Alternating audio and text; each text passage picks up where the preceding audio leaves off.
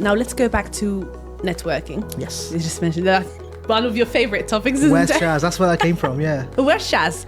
Everywhere. And that's the answer. Is it? Because when I became self-employed, for the first 6 months to get my name out there, I was at every event.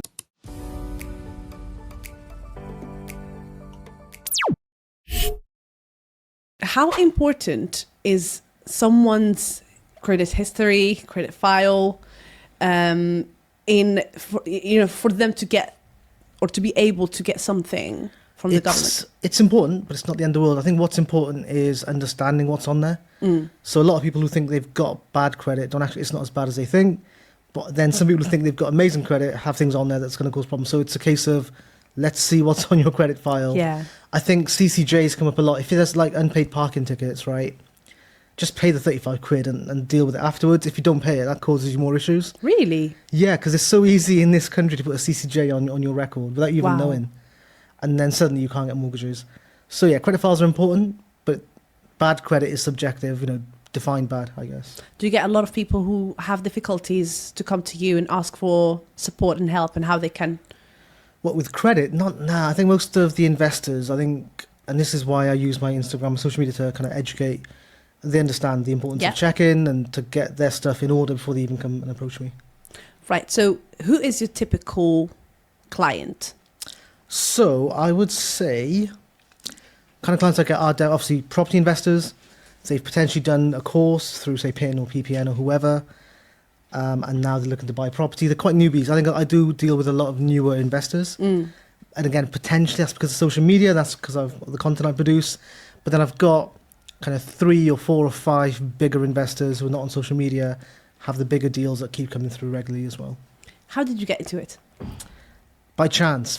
So when I was working for Lloyds Bank, when I was like mid-20s, 25, 26 probably, that was just in a call centre, and customer service. What's my balance? It's X amount. That's literally what it was, with a bit of sales. And I was good at that job. I was probably the second best salesperson in Ooh, yeah, I'm very modest. Second best, wasn't the best. I was second best. But I was happy. I think looking back, and this is where hindsight helps, I was happy, but it was a mundane kind of reality in sense of do your 9 to 5, go home, go back in again. There's nothing exciting. But I've always been pretty creative, so they would always give me little tasks and projects and kind of things. Say, do this for 6 months, keep you happy. But then an opportunity came. So Barclays were offering to pay for your mortgage qualifications, which is called CMAP. So to be a mortgage broker, you have to have the qualification. So I was like, I could do this, get qualified, and actually the earning potential is better. So I did it. Barclays paid for my CMAP, started advising in their call centre as well. But again, it was a call centre, so there was none of my personality. It was just people coming through on the phones, churning business, wouldn't see them again, and off you go. They made us redundant as well. So in Barclays? In Barclays. Now, annoyingly, the jobs weren't taken to India. They were taken to Liverpool as well. They weren't even taken offshore.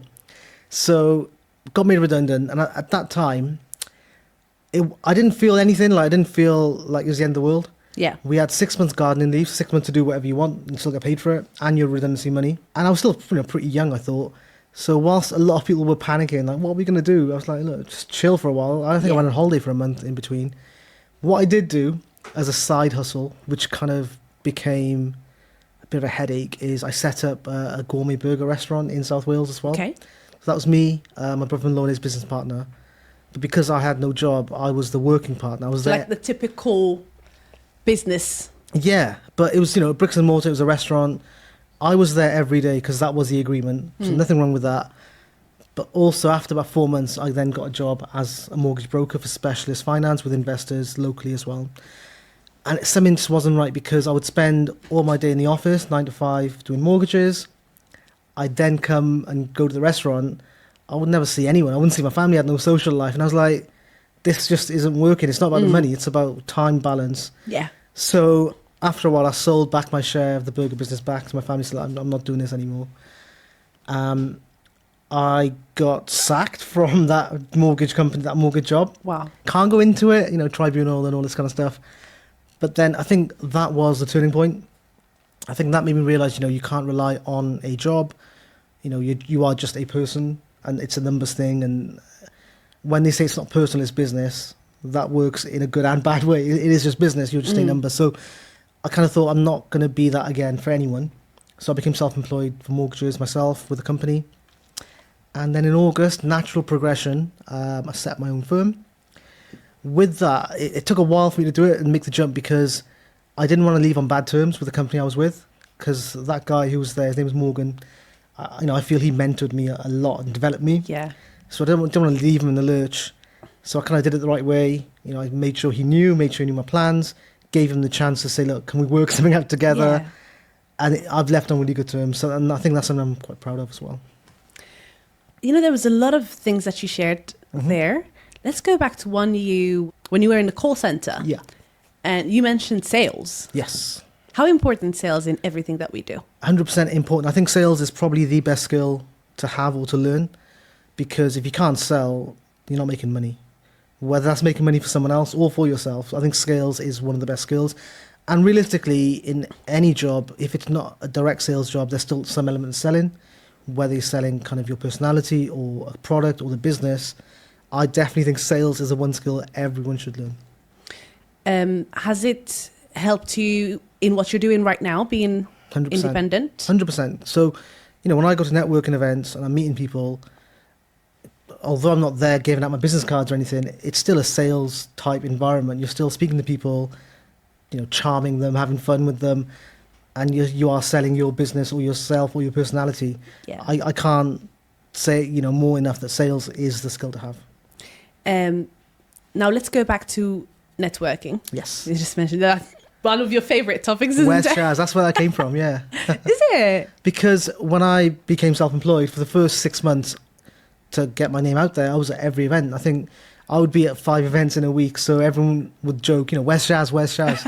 So I thought, let's just make that my Instagram.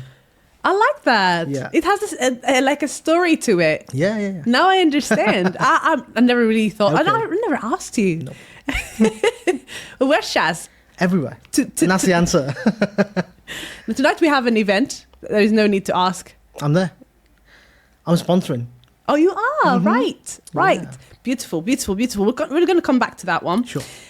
You also spoke about the fact you've been made redundant the first time. Yeah. And then you were sacked. Has that affected your life, especially that you had that little business on the side, and it's only being sacked only came after you left you sold your share to your family. So I think when I got made redundant, I'll be honest again, it wasn't a big deal for me. I'd find another job. I knew I had the skills to get another job, but when I got sacked, it just felt like a big jolt because I was doing well and there wasn't any real reason given. Like I can't talk too much about it, but it felt like if you can get sacked after performing at that level, then those relationships you build mean nothing. Sure. But hopefully it means I'm a better boss to my employees and my staff, because Yeah. I wouldn't be sacking them like that. And it just made me hungrier to prove myself. I think I have very few chips on my shoulder, but I think getting sacked and trying to prove that person wrong is definitely one of them. Thank you for sharing that. And we don't want to talk more into details about it, but you know how you had the business? Yes. How now, because you no longer have the job and you also no longer have the share in the business, did you feel lost? Did you feel like you were by yourself, or did you like, oh, you know what, I can do it? I'm a very practical person, so all I remember was when it happened, I was in the car park and I was calling the few people that I would call to say that this has happened, what do you think I should do? And I think I was probably in the dumps for maybe 2-3 days and then back on it. So I don't like I said, I'm practical, so you don't dwell on it. If you control what you can control, and what I can control is getting another start somewhere else and cracking on. You said something very important now. You sat in your car and you called a few people and asked them what you actually should do.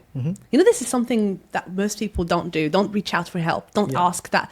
They don't look at who's surrounding them, who knows what they actually, could advise, and then reach out for that help. That's really, really important in any business and in any sector, in any industry. Reach out to people who are around you. How was that of a support? It was great. I think luckily everyone was supportive and actually had practical, actionable advice. I think the biggest thing from sacking was, and maybe this is a cultural thing, is it was the embarrassment and the shame of being sacked. Like, would I go home and say to my mum, yeah, I've been sacked from my job? Like, that was also a lot part of it. Having said that, my parents are great, but yeah. And now that you're successful, we love to see what you're doing. And I am learning quite a lot from you. I literally just recently started going and exploring different strategies. Was too much into rent-to-rent and service accommodation, HMOs. But now I'm into, buying, refurbishing, refinancing, reselling and all that. I want to thank you for tuning in and liking and being so engaging. I'm loving the love and the support you're showing me every single episode. If you have any questions, make sure you follow us on all our social media and leave all your comments and your burning questions in the comment section down below. If you're listening to us through the audio platforms, Spotify, iTunes, or if you're watching us on YouTube, do not forget to give us a subscribe. Thank you for tuning in to the Diaries of Success. I was your host, Hajar Beyaz. Until the next episode, do not forget to live your best life.